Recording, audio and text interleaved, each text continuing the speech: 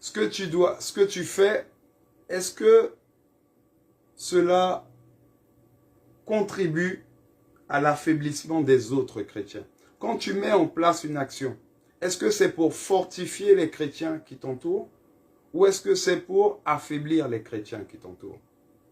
Quand tu veux une bénédiction, que ce soit pour toi, tes enfants, ta famille, pour l'Église, pour ceux et celles qui nous écoutent, ceux et celles qui participeront, qui croient en Dieu, cette action que tu mets en place, est-ce que c'est pour les affaiblir ou bien au contraire, est-ce que c'est pour les rehausser, les relever?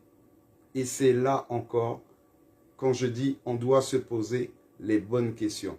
Et même quand tu fais dans ton coin, parce que ce n'est pas forcément public, ce n'est pas forcément visible du grand nombre. Mais même si c'est une action que tu portes pour une personne, est-ce que c'est pour l'affaiblir ou est-ce que c'est pour la rehausser? Si c'est pour la rehausser, la bénédiction viendra de Dieu. Si c'est pour l'affaiblir, Dieu ne peut pas admettre cela. Ce n'est pas possible. Et prenons 1 Corinthiens 8, au premier verset. 1 Corinthiens 8, par rapport à ce que je viens de dire. 1 Corinthiens 8, au premier verset, nous dit « Pour ce qui concerne les viandes sacrifiées aux idoles, nous savons que nous avons tous la connaissance. La connaissance enfle, mais la charité édifie. » Tout ce que tu dois faire, c'est pour rehausser l'autre. Quand je dis que je viens en radio, ce n'est pas parce que je me sens au-dessus des lois. Ce n'est pas parce que je me sens au-dessus de vous.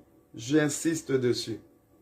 Par sagesse, par humilité, je ne connais pas la parole plus que vous. Je ne suis pas meilleur que vous.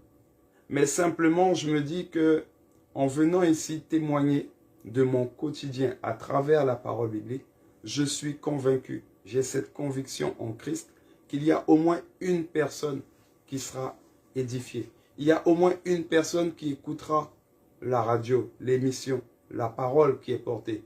Il y a au moins une personne qui comprendra que l'amour de Jésus, l'amour de Christ est la base, le centre de la parole biblique, le centre de l'humanité. Ce que l'Éternel Dieu veut, c'est que nous soyons dans la bonté, dans la charité, dans l'amour.